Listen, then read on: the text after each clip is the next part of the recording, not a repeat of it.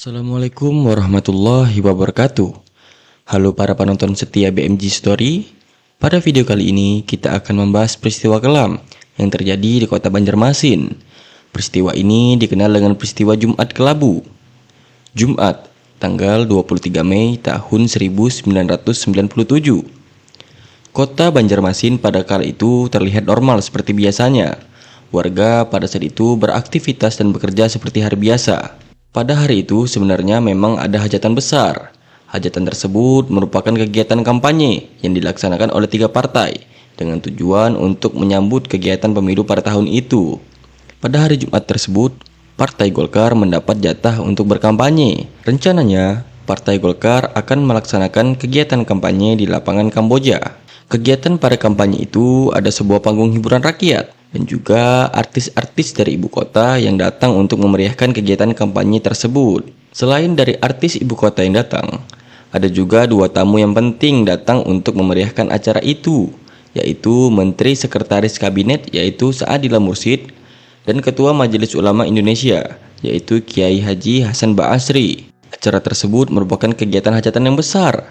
Apalagi yang mengadakan acara tersebut adalah Partai Golkar yang merupakan kekuatan besar pada saat itu. Kampanye pada saat itu diadakan mulai pukul 9 pagi. Warna kuning begitu semarak pada pagi itu. Panitia yang membagikan sapu tangan yang berwarna pohon beringin dan juga memberikan bungkusan nasi sekitar 10.000 bungkus. Sasaran dari kegiatan pada saat itu adalah buruh, tukang ojek, serta para pedagang kecil di pinggiran jalan. Acara itu berjalan dengan normal sampai dengan jam 11 siang. Di siang harinya, anak-anak dari simpatisan partai masih terus melakukan kegiatan kampanye dan mereka melakukan iring-iringan motor ke pusat kota. Rombongan tersebut menarik gas motor dengan sangat bising dan mengganggu aktivitas warga. Dan sebagian dari mereka melepas knalpot motor yang membuat suara motor itu semakin mengganggu di telinga yang mendengarnya. Sebenarnya, bising raungan motor saat berkampanye itu sudah biasa terjadi. Namun, kesalahan fatal yang mereka lakukan adalah melakukannya di tempat dan waktu yang salah. Siang itu, tentunya warga muslim sedang melaksanakan ibadah sholat Jumat. Ibadah yang seharusnya berjalan dengan khusyuk malah terganggu dengan raungan motor yang dilakukan oleh rombongan ketika masa melintas di Jalan Pangeran Samudra. Pada saat itu, aparat yang sedang berjaga langsung melarang rombongan melintas, mengingat bahwa di area tersebut terdapat masjid. Diketahui bahwa biasanya jamaah yang sholat Jumat di tempat itu penuh hingga meluap ke jalan. Namun, pada waktu itu rombongan tetap memaksa lewat dengan dalih sholat Jumat hampir selesai. Aparat yang berjaga tidak bisa lagi menahan mereka. Para rombongan tetap melintas ke masjid. Masjid yang mereka lalui adalah Masjid Nur. Masjid Nur sendiri sebenarnya merupakan basis dari Partai Persatuan Pembangunan atau disingkat PBB. Dan sialnya, mereka tetap menarik gas sepeda motor mereka, di mana saat itu ibadah sholat Jumat masih belum selesai. Akibat aksi yang mereka lakukan, jamaah sudah tidak bisa lagi menahan emosi mereka. Seusai sholat Jumat dilaksanakan, mereka kemudian langsung beramai-ramai menuju kantor DPD Golkar. Kabar itu juga dengan cepat terdengar ke telinga warga. Warga yang mendengar kabar tersebut juga langsung ikut menuju ke kantor Golkar. Akhirnya mereka kemudian berhadapan dengan Satgas dari Golkar. Sebenarnya banyak dari petugas Satgas yang sebenarnya berusaha meredakan amarah warga. Namun warga yang datang semakin banyak dan suasana pun semakin mencekam. Perlu diketahui, Satgas adalah suatu bagian daripada Pemuda Pancasila dan Forum Komunikasi Putra-Putri Purnawirawan Indonesia atau FKPPI. Sebagian anggota yang tergabung di dalamnya adalah anak-anak dari keluarga militer. Jumlah mereka tentu saja sangat terbatas dan mereka semakin kewalahan menangani massa yang demo pada saat itu. Massa yang datang berlari ke arah lapangan Kamboja, tempat kampanye Golkar melangsungkan acaranya. Di sepanjang jalan, semua bendera dan umbul-umbul maupun atribut lainnya langsung diturunkan dan dibakari oleh warga. Panggung kampanye pun diserbu dan dirobohkan oleh warga. Dan kemudian pendemo pun bertarung dengan 20.000 anggota Golkar yang ada pada saat itu. Dan petugas keamanan tidak mampu lagi mengendalikan pertarungan tersebut. Mendekati sore harinya, suasana semakin genting. Massa di kala itu semakin banyak yang datang dari segala penjuru dan membawa senjata di tangan mereka. Lebih parahnya lagi, dalam perjalanan massa ke pusat kota, mereka menghancurkan apa saja yang mereka temui, dari toko, hingga kantor pemerintahan, semua jadi sasaran amukan massa. Apa saja yang mereka lewati bisa dipastikan akan dibakar. Rumah-rumah warga juga banyak yang menjadi korban amukan mereka. Area pertokoan seperti Mitra Plaza sebenarnya sudah mengarahkan pengamanan, akan tetapi massa yang datang lebih banyak pada saat itu. Di Hotel Istana Barito, pihak keamanan berlarian, menggedor-gedor pintu sambil berteriak, "Kebakaran! Kebakaran! Kebakaran!" Para tamu penginapan langsung berhamburan keluar untuk menyelamatkan dirinya masing-masing. Terlihat pula di jalan pada kala itu ada wanita yang hanya menggunakan dalaman. Seorang saksi mengatakan bahwa kaos Golkar yang ia gunakan ditarik oleh massa. Untungnya dia masih bisa menyelamatkan dirinya.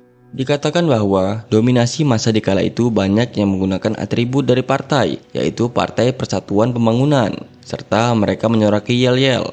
Ada juga yang mengatakan bahwa ada rombongan lain yang juga menggunakan atribut dari partai, yaitu Partai PDI.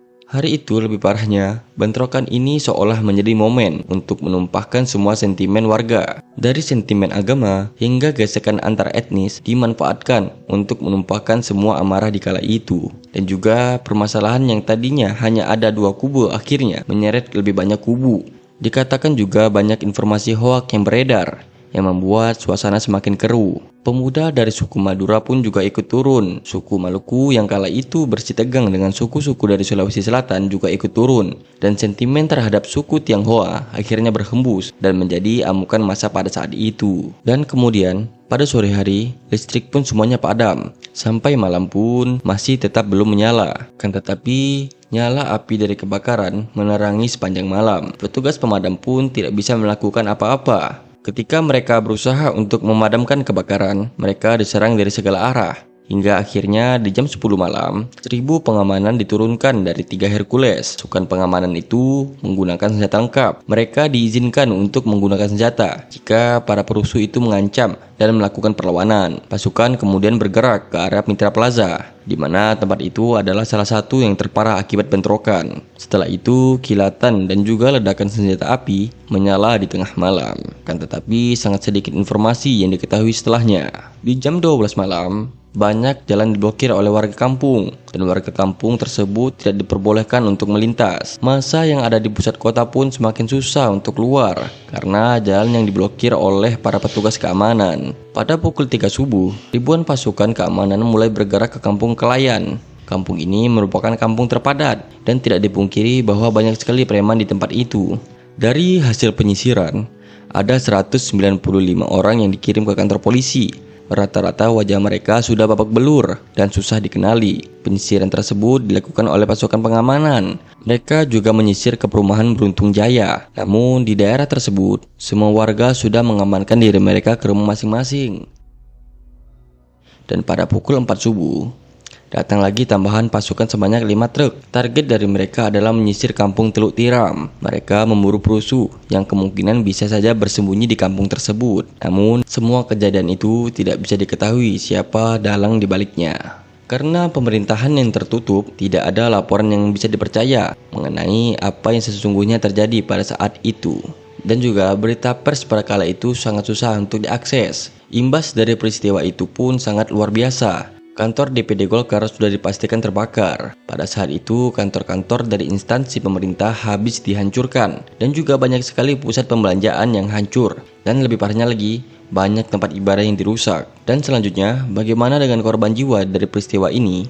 Sangat sulit untuk melacak korban peristiwa ini. Karena tidak diketahui apakah korban masih hidup atau tidak. Sehingga untuk menyelidiki hal tersebut, dibentuklah tim pencarian fakta, yaitu tim yang dibentuk oleh Yayasan Lembaga Bantuan Hukum Indonesia atau yang disingkat YBLHI. Dari hasil temuan penyelidikan yang dilakukan, korban yang tewas akibat tragedi ini diperkirakan sebanyak 123 jiwa.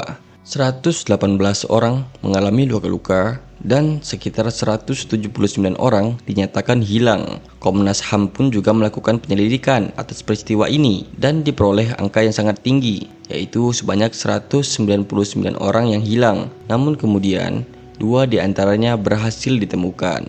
Yang paling miris, rata-rata korban tewas bukan terjadi karena bentrokan secara langsung, akan tetapi karena mereka terbakar di dalam rumah maupun ruko. Peristiwa berdarah ini disebut sebagai tragedi Jumat Kelabu. Diingat sebagai peristiwa terparah yang terjadi di kota Banjarmasin. Tidak hanya itu, peristiwa ini juga merupakan salah satu yang terburuk dalam sejarah pesta demokrasi yang ada di Indonesia. Banyak pendapat yang mengatakan bahwa peristiwa ini terjadi karena kurangnya toleransi, karena tidak menghargai antara satu pihak dengan pihak lainnya. Ya, mungkin memang itulah salah satu pemicunya. Namun, beberapa pengamat mengatakan bahwa peristiwa ini terjadi karena ketidakpuasan masyarakat terhadap pemerintah.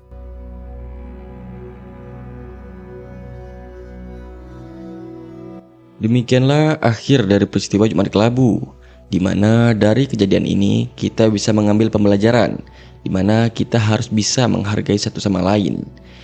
Jika kalian memiliki informasi lain atau yang berbeda dari peristiwa ini, silahkan berikan pendapat kalian dalam kolom komentar di bawah. Sampai jumpa kembali di video selanjutnya. Wassalamualaikum warahmatullahi wabarakatuh. Waca.